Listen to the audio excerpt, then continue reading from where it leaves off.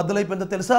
అనేకమైనటువంటి బిడ్డల జీవితాల్లో నువ్వు ఆదరణ, ఓదార్పు కలిగించటం కోసం గుర్తుపట్టి ధైర్యం తెచ్చుకోమని ఖచ్చితంగా విశ్వాసంతో అడుగులు ముందుకు వేసి నీలాగా ఆదరణ లేని వారిని, ఓదార్పు లేని వారిని, నెమ్మది లేని వారిని ఆదరించి బలపరిచి ధైర్యపరచమని మరొకసారి మీకు ప్రభు పేరట ప్రేమతో మనవి చేస్తున్నాను.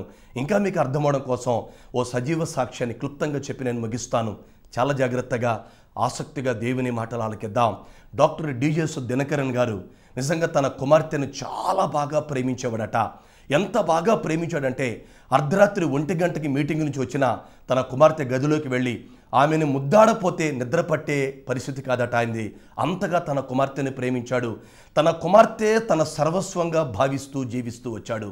ఒక రోజున తన భార్య, తన కుమార్తె ట్యాక్సీలో వెళ్తున్నారట. ఎదురుగా పెద్ద టెంటైర్ లారీ వచ్చింది.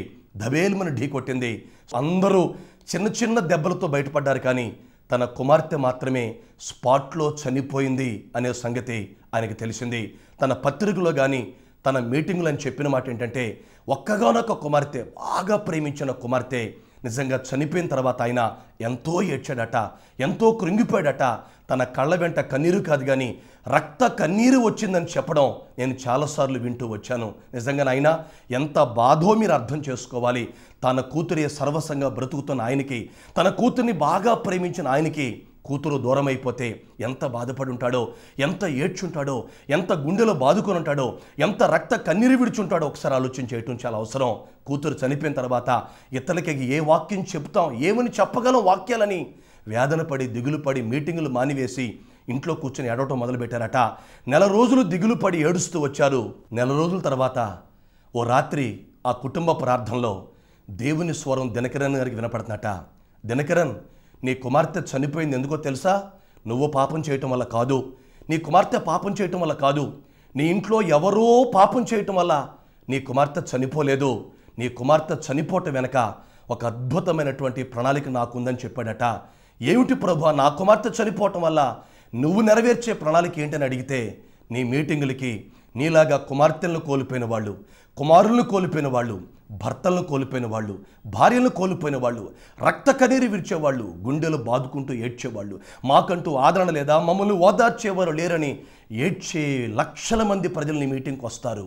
అట్లాంటి వాళ్ళ బాధ నీకు అర్థం అవ్వాలంటే, అలాంటి వాళ్ళకి ఓదార్పును మనస్ఫూర్తిగా ఇవ్వాలంటే, అలాంటి వాళ్ళ తలల మీద చేతులు పెట్టి భారంగా వారి ఆదరణ కోసం ప్రార్థన చేయాలంటే, నిండు కొండ లాంటి నీ జీవితం బద్దలైపోతేనే తప్ప బద్దలైపోయిన వారి బాధ నీకు అర్థం కాదని, కుమార్తెలను కోల్పోయిన వారి బాధ నీకు అర్థం అవ్వాలంటే, నీ కుమార్తె చనిపోతే తప్ప నీకు అర్థం కాదని నీ జీవితంలో ఇట్లాంటి పరిస్థితి అనుమతించాను. ప్రస్తుతం నీ కుమార్తె నా దగ్గర క్షేమంగా ఉంది. ఇక మీదట నువ్వు ధైర్యంగా మీటింగులకు వెళ్ళి చెప్పు. నిజంగా ఆదరణ లేని వారు ఎవరైనా ఉంటే నన్ను చూచి ఆదరణ తెచ్చుకోండి, నన్ను చూచి ధైర్యం తెచ్చుకోండి. నేను బాగా ప్రేమించిన నా కుమార్తె చనిపోయినా నేను ప్రభుని విడిచిపెట్టలా, మీరు ప్రభుని విడిచిపెట్టద్దు. నేను విశ్వాసం కోల్పోలా, మీరు విశ్వాసాన్ని కోల్పోవద్దు. నేను వెనుదిరగల, మీరు వెనుదిరగొద్దు. మన జీవితాలకు దేవుడు ఏది అనుమతించినా అది మన మేలు కొరకే, మరి విశేషంగా ఇతరులను ఆదరించుట కొరకేనని నువ్వు ప్రపంచ ప్రజలకు చెప్పి ఆదరించమని డాక్టర్ డిజెస్ దినకరన్ గారితో దేవుడు చెప్పాడట. ఎందుకు ఈ మాట చెప్పాను తెలుసా నాయన? నిజంగా మన జీవితాల్లో కూడా ఎందుకు దేవుడు ఇట్లాంటి పరిస్థితులు అనుమతించాడంటే, నువ్వు ఇతరులను ఆదరించడానికే, ఇతరులని ఓదార్చడానికే, ఇతరులని బలపరచడానికే, ఇతరులను ధైర్యపరచడానికే, ఇతరులకి ప్రోత్సాహం ఇవ్వడానికే, ఇతరులకి ఓతం ఇవ్వడానికే కనుక నీ రోగాన్ని బట్టి కుంగిపోవద్దు. నీలాగా రోగంతో బాధపడుతున్న వాళ్ళని ఆదరించి బలపరచమని మరొకసారి మీకు ప్రభు పేరట ప్రేమతో మనవి చేస్తున్నాను. చెల్ల పెంకు మాత్రమే యోబును ఆదరించింది. అలాగే మనం కూడా బద్దలైపోయిన పరిస్థితుల్లో ఉండి ఇతరులను ఆదరించడానికి, ఇతరులను బలపరచడానికి, ఇతరులను ధైర్యపరచడానికే దేవుడు మనకి పరిస్థితి అనుమతించాడని మరొకసారి మీకు ప్రభు పేరట ప్రేమతో మనవి చేస్తున్నాను. చాలామంది అపోహ ఏంటి తెలుసా? ఏదైనా రోగం రాగానే, ఏదైనా కష్టం రాగానే, ఏదైనా ఇబ్బంది రాగానే ప్రభు మమ్మల్ని మర్చిపోయాడేమో, మేము ఏదైనా పాపం చేసేమేమో, దేవునికి విరోధంగా ప్రవర్తించేమేమో, అందుకే మాకు ఈ పరిస్థితి వచ్చిందని చాలామంది భావిస్తుంటారు. వాక్యం వింటున్న సహోదరి, వాక్యం వింటున్న సహోదరుడా, నువ్వు పాపం చేసినందువల్ల నీకు రోగం రాలా, నువ్వు పాపం చేసినందువల్ల నీకు శాపం రాలా, నువ్వు పాపం చేసినందువల్ల నీ నష్టం నీకు రాలా, నువ్వు పాపం చేసినందువల్ల ఈ పరిస్థితి దేవుడు నీకు అనుమతించలేదు. కానీ నువ్వు వేవేల మందికి దీవెనకరంగా ఉండేదాని కొరకే, వేవేల మందికి ఆదరణ కలిగించేదాని కొరకే, వేవేల మందికి ఓదార్పునిచ్చేదాని కొరకే, వేవేల మందిని ప్రోత్సహించేదాని కొరకే, వేవేల మందికి సేద తీర్చేదాని కొరకే నీ దేవుడు నిన్ను ప్రేమించి ఇట్లాంటి గొప్ప అవకాశం నీకు ఇచ్చాడని గుర్తుబట్టి ధైర్యం తెచ్చుకోమని మరొకసారి మీకు ప్రేమతో మనవి చేస్తున్నాను. నిజంగా ఈ సంగతి యోబుకి అర్థం కాల, యోబుని శోధించిన సాతానికి అర్థం కాల, యోబు భార్యకి అర్థం కాల, యోబు స్నేహితులకు అర్థం కాల, యోబు చుట్టుపక్కల ఉన్న వాళ్ళకి అర్థం కాల. నిజంగా ఒక దేవుడికి తప్ప ఈ పరిస్థితి ఎందుకు వచ్చిందో ఎవరికి అర్థం కాల. ప్రస్తుతం నీకు నాకు అర్థం కాకపోయినా నీ జీవితంలో నా జీవితంలో వస్తున్న ప్రతి పరిస్థితి దేవుడు తన చిత్తానుసారంగా అనుమతిస్తున్న సంగతిని గుర్తుపట్టాలి. మరొక మరం కూడా మీకు చెప్పాలి. యోబు ఈ శోధన అనంతరం రెండింతల దీవెన పొందుతాడని ఒకవేళ సాతానికి తెలిస్తే బహుశా శోధించి ఉండేవాడు కాదేమో. కాబట్టి నాయన మరలా మీకు జ్ఞాపకం చేస్తున్నాను, ఏది దేవుడు నీ జీవితంలో అనుమతించినా అది నీ మేలు కొరకే. యోబు ఎంతకాలం పడ్డాడు తెలుసా శ్రమ?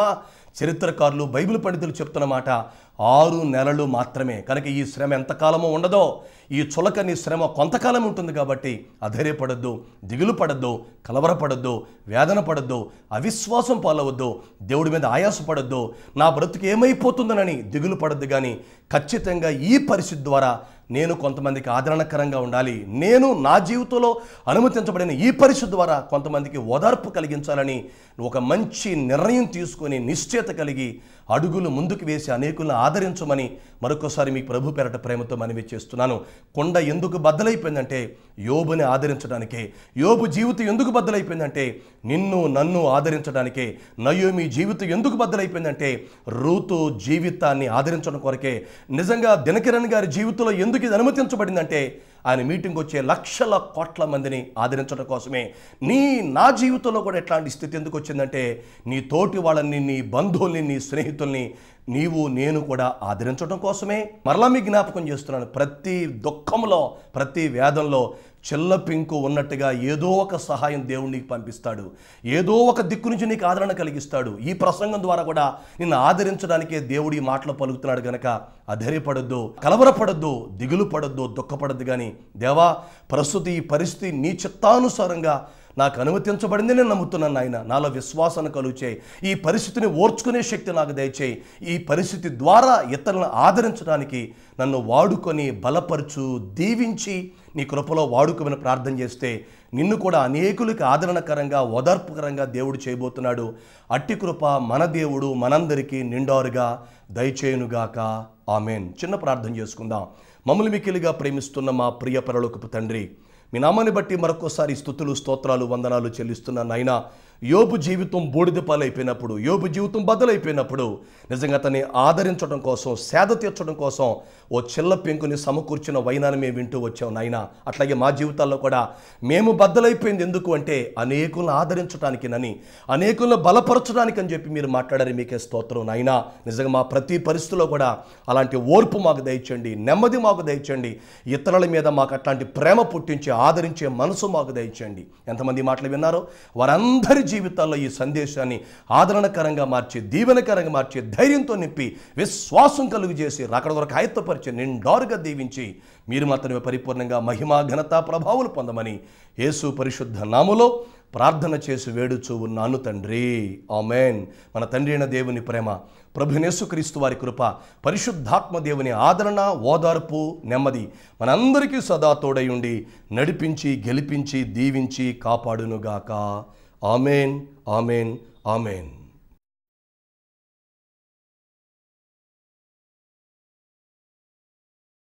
దేవుని నామానికి స్తోత్రాలు. మీ అందరికీ నా వందనాలండి. నా పేరు రజనీ జోయ. మాది విజయవాడ ఆయుష్ హాస్పిటల్ దగ్గర మా ఇల్లు అండి. మా కుటుంబ సమస్యల నిమిత్తం దైవజనులు మా ఇంట్లో ఉపవాస ప్రార్థన పెట్టమని కోరినప్పుడు బ్రదర్స్ దైవజనులు వచ్చి మా ఇంట్లో ప్రార్థన పెట్టారండి.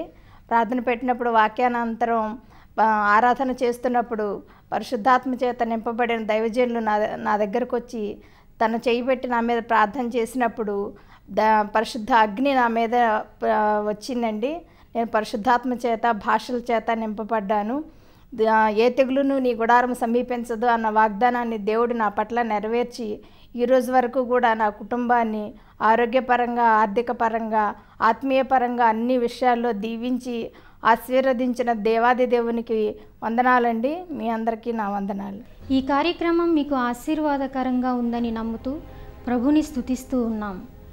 డాక్టర్ ఆర్ రవి స్టాలిన్ గారి కలం నుండి ఇప్పటికే వెలువడిన అనేక పుస్తకములతో పాటు రీసెంట్గా ఇజ్రాయెల్, ఈజిప్ట్, జోర్డాన్, పాలస్తీనా దేశాలను సందర్శించి ఆ అనుభవాలతో రాసినటువంటి 4 దేశాలలో యేసు అడుగులలో నా అడుగులు అనే పుస్తకం కొరకు మరియు పాటలు, ప్రసంగముల సీడీల కొరకు సంప్రదించండి. మా కారుణ్య బైబిల్ కాలేజ్లో బీటీహెచ్ మరియు బీడీ చేయాలనుకునేవారు, అలాగే ఇంటి వద్దనే ఉండి నేర్చుకోవాలనుకునేవారు కరెస్పాండెన్స్ కోర్స్ కొరకు సంప్రదించండి.